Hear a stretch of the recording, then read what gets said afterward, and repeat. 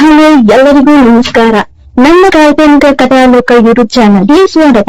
ಇನ್ನು ಯಾರೆಲ್ಲ ಸಬ್ಸ್ಕ್ರೈಬ್ ಆಗಿದ್ದು ಬೇಗ ಸಬ್ಸ್ಕ್ರೈಬ್ ಆಗಿ, ಹಾಗೆ ಮುಂದಿನ ಅಪ್ಡೇಟ್ಸ್ಗಳಿಗಾಗಿ ಬೆಲ್ ಐಕಾನ್ ಅನ್ನು ಒತ್ತುವುದು ಮರೆಯದು.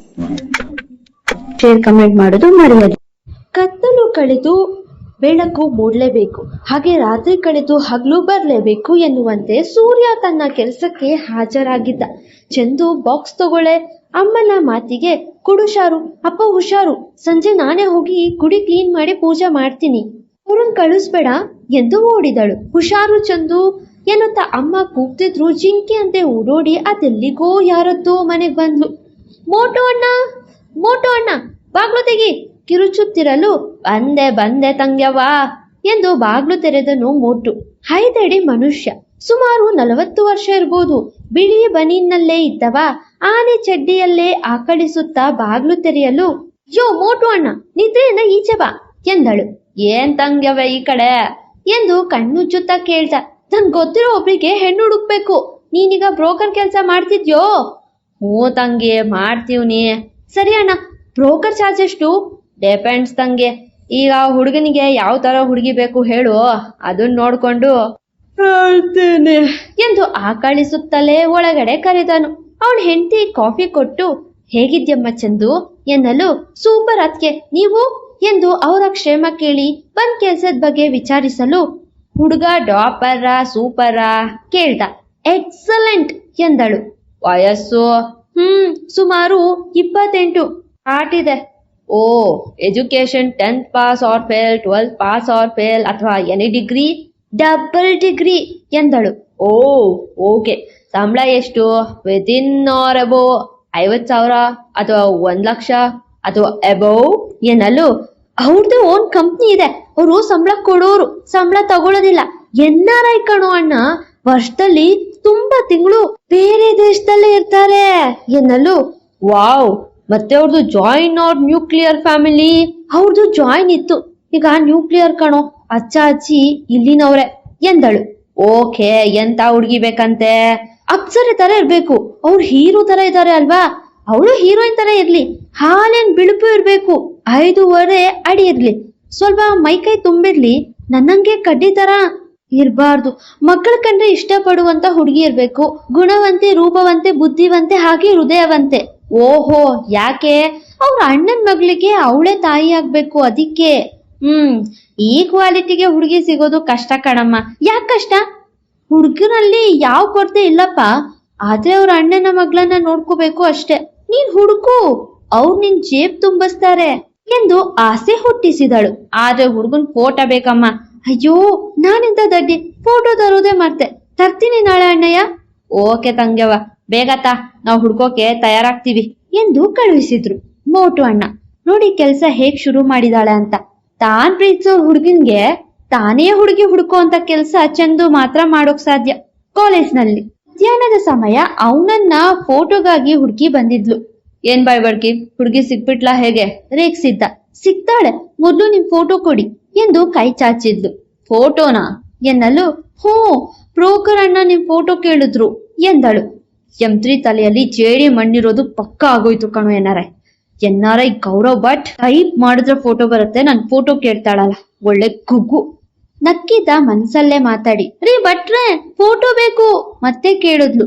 ಲೆಕ್ಕಿಸದೆ ಮುಂದೆ ಹೋದವ ಮತ್ತೆ ಬಂದವಳು ಕಿವಿಯಲ್ಲಿ, ತಾಕತ್ತಿದ್ರೆ ಫೋಟೋ ತಗೋನಂದು, ಯಾರ್ ಸಹಾಯ ಹೇಳ್ದೆ ಎಂದು ಪಿಸುಗುಟ್ಟುತ್ತಾ ನಗುತ್ತಾ ಹೋದನು. ನನ್ನ ಹತ್ರ ಚಾಲೆಂಜಾ? ನೋಡಿ, ನಿಮ್ ಕೋತಿ ಮೋದಿನ ಕ್ಯಾಪ್ಚರ್ ಮಾಡಿಲ್ಲ ಅಂದ್ರೆ ನನ್ನ ಹೆಸರು ಚಂದನಾನೇ ಅಲ್ಲ ಎಂದು ರೋಪಾಕಿ ಹೋದಳು. ಹೇಗ್ ಫೋಟೋ ತೆರೆಯೋದು ಎಂದು ಆಲೋಚಿಸುತ್ತಿದ್ದವಳಿಗೆ ಅಂದು ಕ್ಲಾಸ್ ಮುಗಿದಿದ್ದೇ ತಿಳಿಯದು. ಐಡಿಯಾ, ಫೋನ್ ಕೊಡು ಶ್ವೇ ಎಂದು ಕೊಡುವುದಕ್ಕೆ ಮುಂಚೆಯೇ ಶ್ವೇತಾ ಕೈಯಿಂದ ಕಿತ್ಕೊಂಡಿದ್ಲು. ಫೋನ್ ಯಾಕೆ ಚಂದು? ಶ್ವೇತಾ ಗಾಬರಿಯಲ್ಲಿ ಕೇಳಲು, ಸುಮ್ನೆ PG ಫೋಟೋ ಬೇಕು ಎಂದು ಮರೆಯಲ್ಲಿ ನಿಂತು ಫೋನ್ ಬಳಸಿ ಫೋಟೋ ತೆರೆಯುತ್ತಿದ್ದವಳನ್ನ ವಾರೆ ನೋಟದಲ್ಲೇ ನೋಡಿ ನಕ್ಕವ ಅವಳನ್ನ ಕಾಡಿಸಲು ಸಜ್ಜಾಗಿದ್ದ. ಲೋ ಬಟ್ಟ, ನಿಂತ್ಕೋಬೇಡ ಸೊಟ್ಟ ಎಂದು ಬೈಕೊಂಡು ನಾಲ್ಗೆ ಹೊರಚಾಚಿ ಕ್ಯಾಮ್ರಾ ಆನ್ ಮಾಡಿ ನಿಂತಿರಲು, ಲೇ ಗಂಡು ಬಿರಿ, ಈಗಿದೆ ನಿನಗೆ ಹಬ್ಬ, ತಗ್ಲಾಕೊಂಡೆ ಎಂದು ಏನೋ ಸ್ಕೆಚ್ ಹಾಕ್ತ. ಲೇ ಬಿಡಿ ಕೋರಿಲ್ಲ, ಕಾಣಿಸ್ತಾನೆ ಇಲ್ವಲ್ಲ, ಎಲ್ಲೋದಾ ಎಂದು ಫೋನ್ ಕ್ಯಾಮ್ರಾದಿಂದ ಹೊರಬಂದು ನೋಡಲು ಅವನು ಕಾಣಿಸ್ಲಿಲ್ಲ. ಶ್ವೇ, ಇವ್ರೆಲ್ಲ ಹೋದ್ರು? ಥು, ನಿನ್ ಫೋನ್ ಯೂಸ್ ಬರ್ಲಿಲ್ಲ ತಗೋ ಎಂದು ಪಕ್ಕ ತಿರುಗಲು ಬೀಜಿ ಕೈ ಕಟ್ಟಿ ನಿಂತಿದ್ದ. ಸರ್, ನೀವು ಅಲ್ಲಿಂದ ಇಲ್ಲಿಗೆ ಹೇಗೆ ಎಂದು ನಾಟಕೀಯವಾಗಿ ನಗಲು, ತಮ್ಗೆ ಓದೋಕ್ ಬರುತ್ತಾ ಕೇಳ್ದ. ಹೂ ಬರುತ್ತೆ ಎಂದು ಹೇಳಿದವಳ ಮುಖದಲ್ಲಿ ಆತಂಕವಿತ್ತು. ಕ್ಯಾಂಪಸ್ ನಲ್ಲಿ ಫೋಟೋಸ್ ತೆಗಿಬಾರ್ದು ಅಂತ ಬೋರ್ಡ್ ಇದೆ ಗೊತ್ತಿಲ್ವಾ? ಗದರಿದ. ಸಾರಿ ಸರ್, ಶ್ವೇ ಕೇಳಿಯೇ ಬಿಟ್ಲು. ಫೋನ್ ಪಡೆದವ ಶ್ವೇತಾ ಕೈಗೆ ಕೊಟ್ಟು ಯು ಕ್ಯಾನ್ ಗೋ ಎಂದ. ಥ್ಯಾಂಕ್ಸ್ ಸರ್ ಎಂದು ಇವಳು ಇನ್ನೇನ್ ಹೋಗ್ಬೇಕು, ನೀವಲ್ಲ M3 ಎನ್ನಲು, ಸರ್ ಅವಳದೇ ಫೋನು ಎಂದು ಅವಳತ್ತ ನೋಡ್ತಿದ್ದ ಗಂಡು ಬೀರಿಗೆ ಎಕ್ಸ್ಕ್ಯೂಸ್ ಕೊಡದೆ ಅಲ್ಲೇ ನಿಲ್ಸಿದ್ದ. ಯಾರ್ದು ಅನ್ನೋದು ಮ್ಯಾಟರ್ ಅಲ್ಲ ಮಿಸ್ ಮಾಡರ್ನ್ ಮಂಜುಳಾ, ಯಾರ್ ತೆಗೆದ್ರು ಅನ್ನೋದೇ ಇಂಪಾರ್ಟೆಂಟ್ ಎಂದವ. ಬಾ ಮನೆಗಿದೆ ನಿನಗೆ ಪನಿಷ್ಮೆಂಟ್ ಎಂದು ಕಣ್ಣೊಡೆಯಲು, ಇಲ್ಲ ಕೊಡಿ ಮನೇಲಿ ನೀವು ನಿಮ್ ಹತ್ಮಿ ಇರ್ತೀರ ಎಂದವಳ ಸನಿಹಕ್ಕೆ ಬಂದವ. ಲವ್ ಟ್ರೀಟ್ಮೆಂಟ್ಗೆ ಮನೆನೇ ಸರಿಯಾದ ಜಾಗ M3 ಎಂದು ಹೇಳುವಾಗ್ಲೇ ಬೆದರಿದ್ಲು. ಅವಳ ಹೆದರಿಸಿದ ಖುಷಿಯಲ್ಲಿ ನಗುತ್ತಲೇ ಹೋಗಿದ್ದ. ಅಬ್ಬಾ ಇವ್ರೇನ್ ಮಾಡ್ತಾರೋ ಎಂದು ತಲೆ ಚಚ್ಕೊಂಡ್ ಹೋದ್ಲು.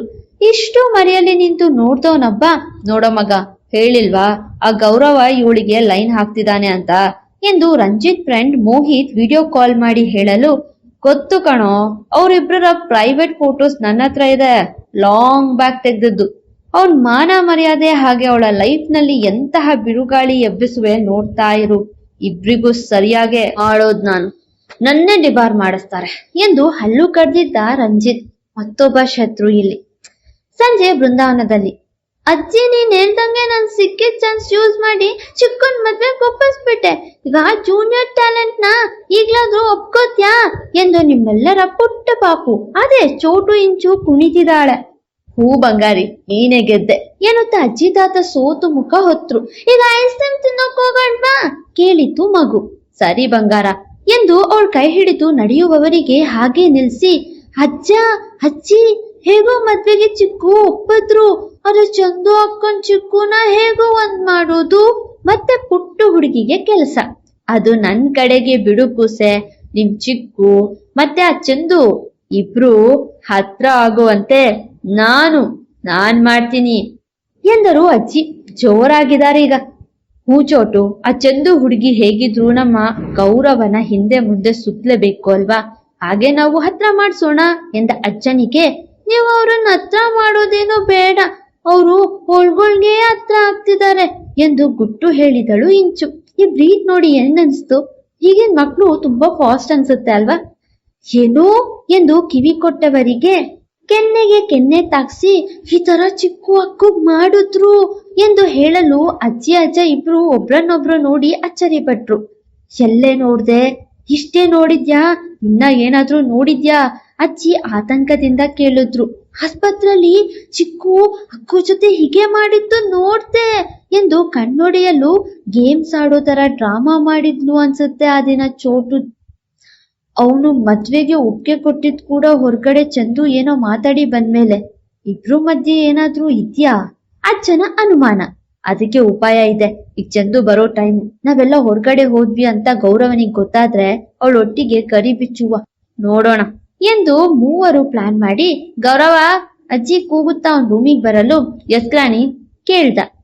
ಇವಳು ಐಸ್ ಕ್ರೀಮ್ ಬೇಕು ಅಂತ ಆಟ ಹಿಡ್ದಿದ್ದಾಳೆ, ನಾವಿವಳ ಜೊತೆ ಪಾರ್ಕ್ ಹೋಗಿ ಆರಾಮ್ ಮಾಡಿ ಬರ್ತೀವಿ ಎಂದಾಗ, ನಾನ್ ಕರ್ಕೊಂಡು ಹೋಗ್ತೀನಿ ಚಂದನ ಬಂದ್ಮೇಲೆ ಎಂದನು.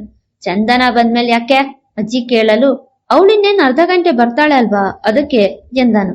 ಏನ್ ಬೇಡ, ನನ್ ಮೊಮ್ಮಗಳನ್ನ ಕರ್ಕೊಂಡೋಗ್ ಬರ್ತೀವಿ, ನಾವ್ ಬರೋದು ತಡವಾಗುತ್ತೆ ಎಂದು ಹೋಗ್ತಾ, ತಡವಾಗುತ್ತೆ ತಿಳಿತಾ, ಚಂದು ಬಂದ್ರೆ ನೀನೇ ಮ್ಯಾನೇಜ್ ಮಾಡು ಎನ್ನಲು. ಮ್ಯಾನೇಜ? ಅವಳನ್ನೇನ್ ಮ್ಯಾನೇಜ್ ಮಾಡ್ಬೇಕು ಎಂದು ನಕ್ಕವ ರೂಮಲ್ಲೇ ಕೂತನು. ಹೇಗ್ ನೋಡಿ ನಮ್ಮ ಇಂಚು ಗ್ಯಾಂಗ್ ಬರ್ತ್ಡೇ ಪಾರ್ಟಿಲಿ ಆ ಘಟನೆ ನಡೆದದ್ದು ನಿಜಾನೇ, ಹೀಗಾಗಿ ಇಂಚು ಹಠ ಹಿಡಿದ್ಲು. ಬಟ್ ಇವೆಲ್ಲದಕ್ಕೂ ಡಾಕ್ಟರ್ ಸಹಾಯದೊಂದಿಗೆ ಅಜ್ಜಿ ಖಾರ ಮಸಾಲೆ ಹಾಕಿ ಆಸ್ಪತ್ರೆಗೆ ಅಡ್ಮಿಟ್ ಮಾಡಿಸಿದ್ದು ಚೂರು ಡವ್ ಅಷ್ಟೇ. ಇನ್ನ ಗೌರವ್ ಚಂದನ ಸಿಟ್ಟಲ್ಲಿ ಪ್ರೀತಿಲಿ ಯಾವುದನ್ನು ಸೂಕ್ಷ್ಮವಾಗಿ ಗಮನಿಸಿರ್ಲಿಲ್ಲ ಅಷ್ಟೇ. ಹಾಗಾದ್ರೆ ಈಗ ಚಂದು ಮನೆಗ್ ಬಂದ್ರೆ ಅಸಲಿ ಕತೆ ಅಜ್ಜ ಅಜ್ಜಿ ಹಾಗೂ ಇಂಚು ಮುಂದೆ ಬಯಲಾಗತ್ತಾ? ಈ ನಮ್ಮ NRI ಒಳಗೊಳಗೆ ಚಂದುಗೆ ಕಾಳಾಕ್ತಾ ಇರೋದು ನೋಡೋಣ. ಮತ್ತೆ ಸಿಗುವ. Thank you. ಫಾಲೋ ಮಾಡಿ ಕಾಲ್ಪನಿಕ ಕಥಾಲೋಕ. ಮತ್ತೆ ಸಿಗುವ.